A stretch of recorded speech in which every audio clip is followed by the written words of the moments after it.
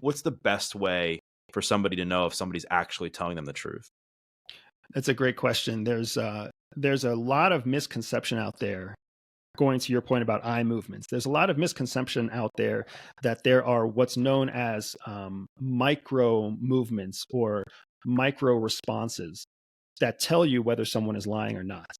You can't count on those micro gestures. You can't count on being able to apply one rule to all people, especially not one rule to all populations or all ethnicities or all cultures, because every culture is different. In Japan, for example, they don't make eye contact. They look down because that's a sign of respect. So if you try to apply the idea that micro gestures in the United States apply to Japanese people, you're going to think everyone's lying to you, when in fact they're just trying to be respectful, right? So I do not, and I was not taught to accept these micro movements of the face as a form of detecting lies or fabrication. Instead, what we're taught is to use actual communication skills to determine whether someone is lying to you or not. So, for example, if you're talking to somebody that you know very well, let's say it's a brother or a spouse or a coworker, somebody that you have what's known as a baseline about. Baseline means that you've been with this person through many different varieties of emotion, of stress, of time of day, et cetera, et cetera. So you know, in a nutshell, you know what's normal, and then you know what's not normal. When you have a baseline, the way that you can tell whether somebody's lying to you or not is by measuring the variance between how they respond to your question or how they respond in the moment against that baseline. So if you see someone speaking to you and they seem more anxious, if you see someone speaking to you and they seem calmer, if they have a greater variance from the baseline of what you're normally seeing from them, then you know that there's a higher likelihood that you're not getting the complete truth, because their variance from the baseline is significant. When you're talking to somebody who is a complete stranger, you have no baseline when they're a complete stranger. So you can't count on variance from baseline as your tool. Instead, what you have to use is the actual physical words that are coming out of their mouth. So when someone is talking to you and they're a stranger and you want to determine whether or not they're being truthful or not, you have to lean on a set of skills called elicitation. Elicitation is a much more comprehensive set of skills than we can talk about in one interview.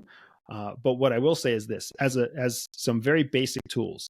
When someone tells you something and you're trying to see whether or not it's truthful or not, the first thing that you can do is just repeat back to them what they said to you later in the conversation. So if somebody said, hey, these windows are going to reduce the amount of solar energy that gets into your house by 25%, some salesperson who's knocking on your door, right? 15 minutes into the conversation, you can ask them, how much will this reduce the solar energy in my house? And if they say 20%, then now you know that they're lying to you. Or if they say 40%, then you know that they're lying to you. Or if you come back and say, you said that these would reduce the amount of solar energy in my house by 35%, right? If they simply just agree with you, again, you can see that they're lying to you, right? So a lot of times, one of the best ways to tell whether a stranger is lying to you or not is by using elicitation techniques. Some of those techniques are repeating what they said back to them, falsely repeating what they said back to them, meaning they said 25%, but you're going to repeat 35%. You're looking for, again, variations in the specific detailed content. Whether we're with baseline, people that you have a baseline on, you're looking for a variance against the baseline. When you don't have a baseline, you're looking for variance against the information. But what you're definitely not doing is looking for micro expressions and micro gestures in the face. Is there a way to tell if somebody's just legitimately like nervous, like isn't good at having hard conversations versus whether or not they're lying? No, that's an important thing to understand too, Doug. One of the big reasons why I do not encourage, and I was not taught micro expressions as the primary method, is for exactly that reason. You don't know what the other person's perspective of this experience is. Are they nervous because they're intimidated by you? Are they excited because you pose some kind of unique opportunity for them? Are they just feeling sick because they just got over a virus or they had a bad cupcake at lunch. You have no idea where they're coming from. So the last thing you can do is start to assume that their behavior is an indication of fabrication. Instead, what you need to do is understand that their behavior is just one data point of multiple data points that can lead to an assessment about whether or not they're being truthful and honest with you. My children are young. I have an 11-year-old son and a 6-year-old daughter.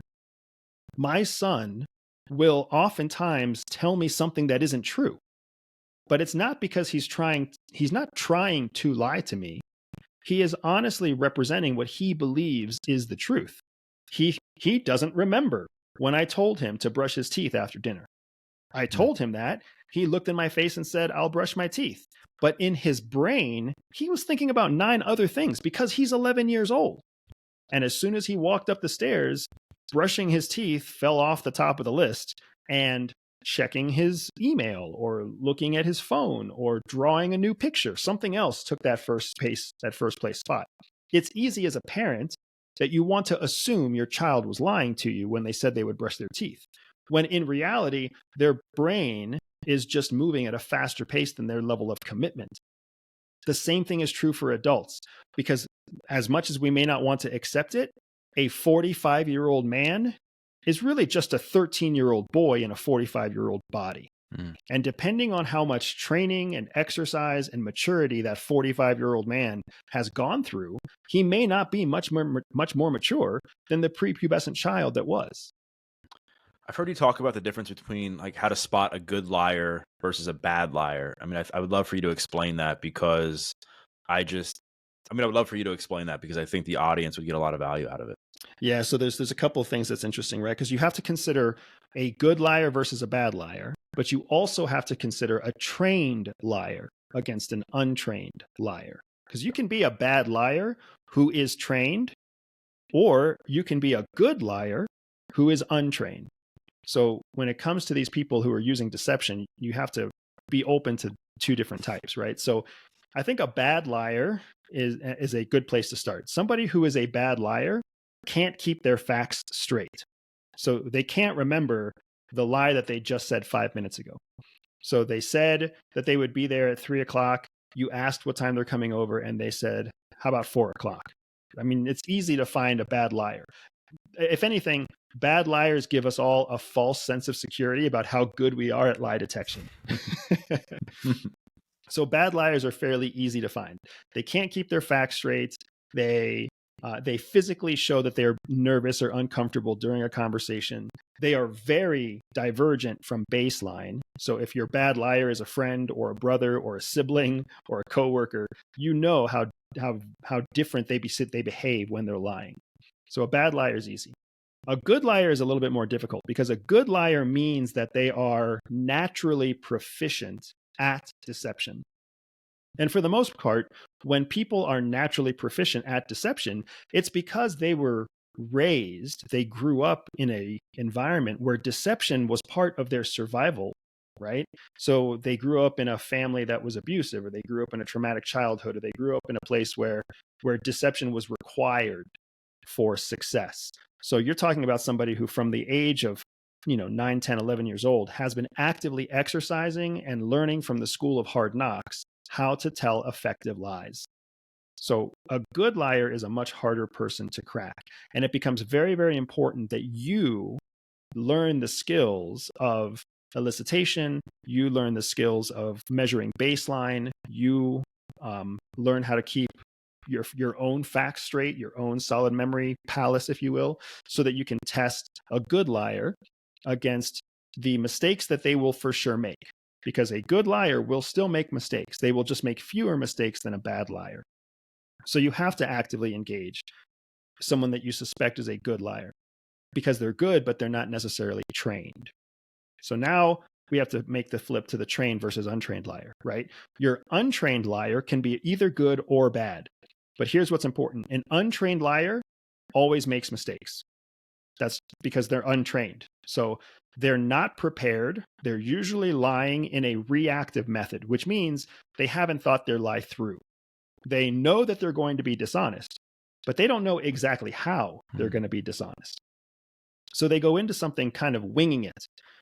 So that's why they make mistakes. If they're good, they make less mistakes, but they still make mistakes. If they're bad, they make lots of mistakes and they're caught. So an untrained liar is easier to find, easier to crack than a good liar, but not as easy to crack as a bad untrained liar.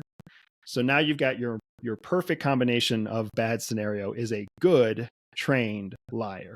And really, when you're dealing with a good trained liar, somebody who's naturally inclined to lie and trained in how to lie, your best opportunity is to identify the fact that this person's story is too tight. Their behavior is too confident. Their level of accuracy is too accurate. Because here's the truth. When someone's telling you the truth takes no effort. So when you and I are having a conversation, I'm telling you the truth, it's easy for us to have that conversation. I can actually multitask in my brain. I can be thinking about dinner with my kids. I can be thinking about my next business meeting at the same time that I'm having a conversation with you where I'm being honest. So it doesn't take a great deal of effort to be honest. But when you're with someone who is a good trained liar, one of the big telltale signs that they are lying is that you see a great deal of focus and a great deal of effort that goes into the fact that they're telling you what seems like the truth. They are not making mistakes. They're not varying much from their baseline, but you can see that they're putting a lot of effort into this conversation. That is a very good sign that you're dealing with somebody who is a trained and natural or good liar. That was, again, a lot of conversation there to go through those 4 different options, Doug. Is there any one of those that you want to dig into more? Did that kind of capture what you were looking for? That definitely captured what I was looking for, because I mean, one of the other things that you've heard is if somebody is like over explaining too much, like their answer or their response, or having to over justify why they did something, you hear that typically that person isn't telling the truth. Is that accurate? So again, that goes back to our point about us assuming behaviors equal dishonesty. I mean, detail-oriented people, they just tell more details. I don't know about you. I'm married, and I'm married to somebody who is my polar opposite. I am a conceptual person. So the polar opposite of me, my wife, is a very detail-oriented person. So when she asks me, "How was your weekend?" I can literally just say, "It was good." When I ask her, "How was your weekend?" she says, "Well, first on Saturday morning, I woke up a little bit sleepy because the kids woke me up at such and such. And then I brushed my teeth. And while I was brushing my teeth, I remembered that I have to take them to the grocery store." She's just a detail-oriented person. So for me, I can encapsulate the entire weekend by saying it was good. For her, she literally has to replay the entire weekend. So you can't assume that somebody who over-explains is telling you a lie. You can't assume that. What you can do is you can measure a baseline, and you can check facts by measuring content like we talked about. But it's a mainstream misconception that just because they use too many words means that they're telling something that is a fabrication.